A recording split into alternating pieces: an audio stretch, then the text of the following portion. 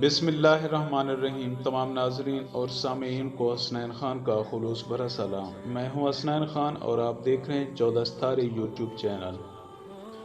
प्यारे दोस्तों, हज़रत बायज़ीद बस्तामी रहमतुल्लाह अलैह अल्लाह के बुज़ुर्ग और वली थे।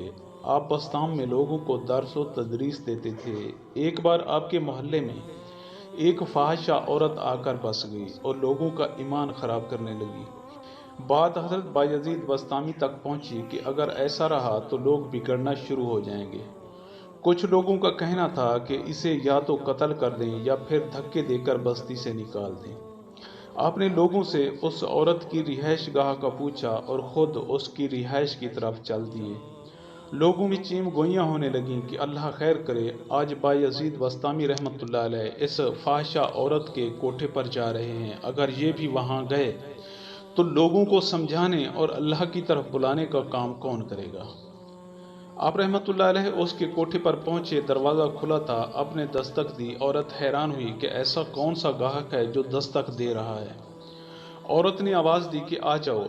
आप रहमतुल्लाह अलैह अंदर दाखिल हुए। औरत ने पूछा कि बाबा जी, आप कौन हैं और किधर आए हैं। बायज़ीद बस्तामी रहमतुल्लाह अलैह ने जवाब दिया कि तुम्हें इस बात से मतलब नहीं होना चाहिए कि कौन आया है और क्यों आया है। तुम अपनी एक रात की कीमत बताओ। उस औरत ने कीमत बताई। आपने उसे वो कीमत अदा की और उससे कहा कि ऐ औरत, अब तू वो करेगी जो मैं कहूँगा। अब जा और पाक होके पाक कपड़े पहन के आ। वो औरत गई और नहा के पाक कपड़े पहन के आई। आपने फरमाया कि अब नमाज की नियत बांध और नमाज पढ़। वो फाहिशा औरत कहने लगी कि ऐ अल्लाह के बंदे, तू ये क्या काम ले रहा है मुझसे। आपने फरमाया कि हमारा मामला तय हुआ है, मैं तेरी कीमत दे चुका हूँ और तू भी कह चुकी है कि वही काम करूँगी जो मैं कहूँगा।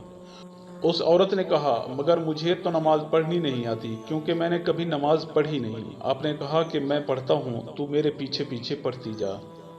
आप रहमतुल्लाह अलैह ने नमाज की नियत बांधी। वो भी पीछे खड़ी हो गई। आपने रुकू किया, उसने भी किया। जब आप सजदे में गए, वो भी गई।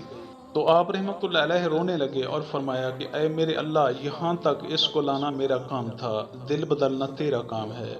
मैंने इसे तेरे आगे झुका के अपना काम पूरा किया। अब आगे तू जाने और तेरा काम। कहते हैं कि सजदे में जाने से पहले वो औरत फाहिशा थी, लेकिन जब सजदे से उठी तो सरतपा बदल चुकी थी।